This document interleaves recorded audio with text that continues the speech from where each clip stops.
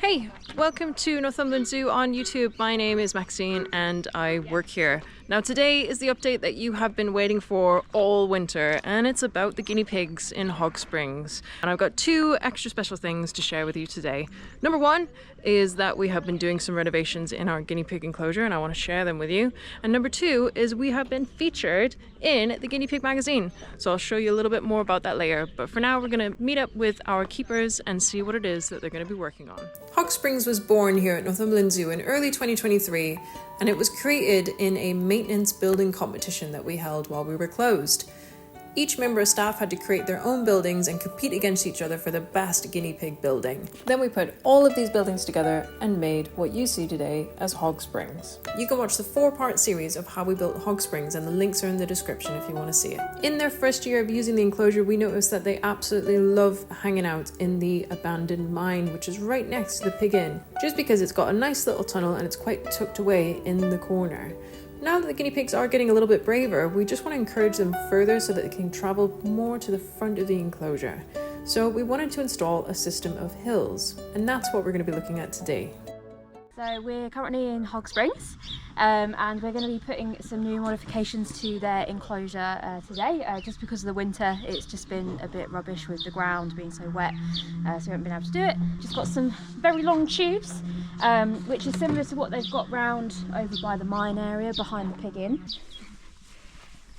So this area has been not utilised very much by the guinea pigs, so we're encouraging them sort of from the pig inn this sort of way and then right to the back of Hog Springs, so hopefully that will make them use it a little bit more. Why lots of short pipes rather than one big long one? Just because it can be a little bit difficult getting them out sometimes at the end of the day, and then it means that you don't have kind of a big long crowd of them all in there, so they'll just have a few in there at a time, but it means it's easier for us to get them out in the evening when they don't want to come in. Why don't they want to go into the glorious pig inn as well? If the sun is shining, they'd rather be outside, but with it being an open top enclosure, we can't leave them out for predators and that sort of reason, so they do have to come in at night. Once the lengths of pipes were put in place, it was time to pin them down with just some bendy wire. We did this because we didn't want the pipes to move when we dumped the soil on top of them. So I've just put some rocks in the kind of entrances of the tunnels.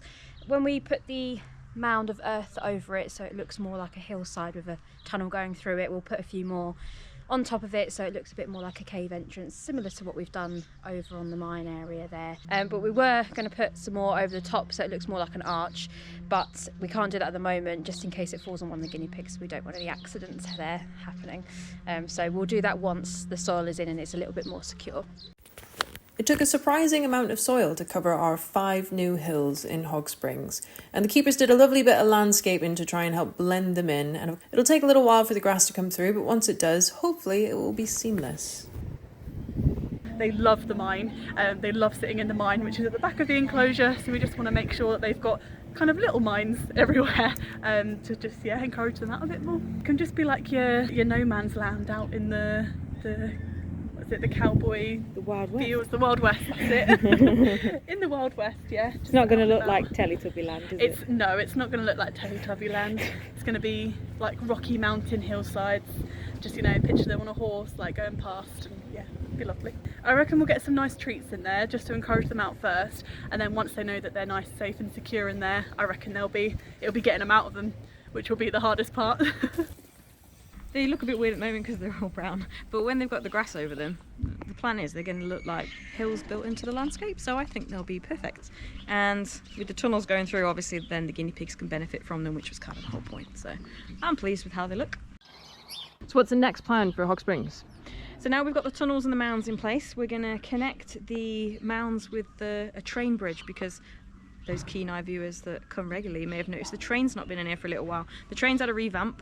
We're going to build a bridge going across the top, and it's going to be an exploded bridge because the naughty guinea pigs have blown it up with dynamite, and Sheriff Diesel is going to have to come and sort them out. So that's the next thing to build. Did you not know about it? I didn't know about that part, about it being the... Yeah, well, so it didn't look stupid that the train bridge just ends randomly. We're going to make it look like it's been blown up by little bandit guinea pigs, obviously. Cool. I mean, what's the point of having a sheriff and a jail if you don't catch naughty guinea pigs sometimes? We have made a bit of a change in here already, some of you might have noticed. So this used to be 2 paddocks. We actually demolished one of them just so we could move the jail and sheriff's office further this way, because we've actually added a new building, which is the saloon over there, where the guinea pigs can go and have a little drink after their night out. Or sorry, for their night out. And then yeah, we've just got this other area which is still just 1 paddock, but they don't really come over and use it because it's got the barriers and stuff. So we might change it to a wagon park. So we'll flatten the grass or like trim it down and then put some more sand on it, so it will look more like a parked area.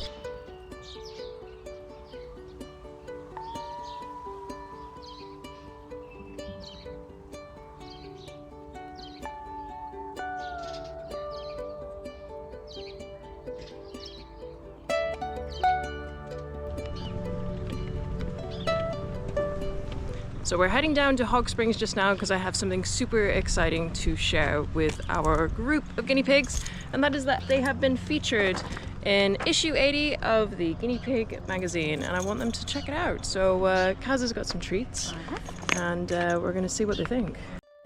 The 6-page spread features some amazing photographs of our Hog Springs and tells a story behind the development of this guinea pig village here at Northumberland Zoo. You can get your copy of the Guinea Pig Magazine from the Guinea Pig Magazine website. I just want to try and get some squeak noises if possible. Yeah. Why are they not squeaking?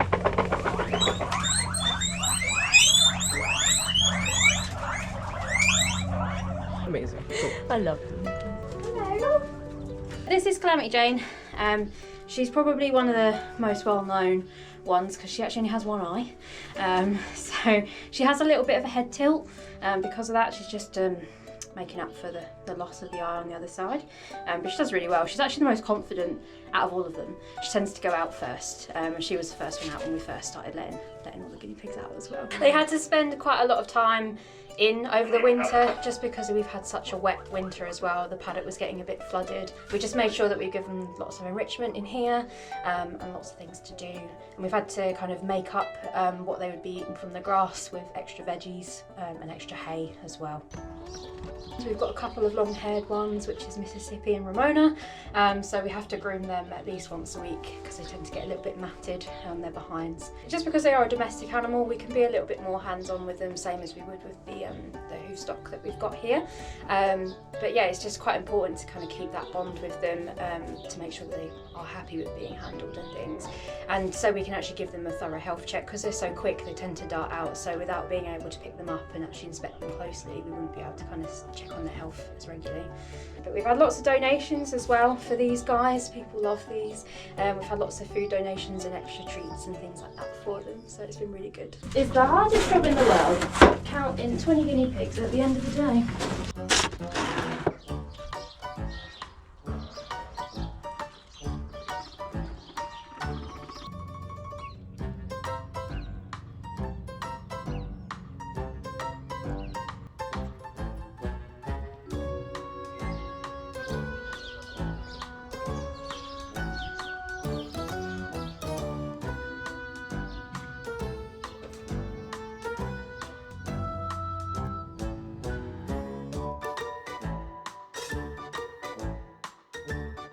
So there we have it. That is our update from Hog Springs Guinea Pig Village. I hope you enjoyed that little update.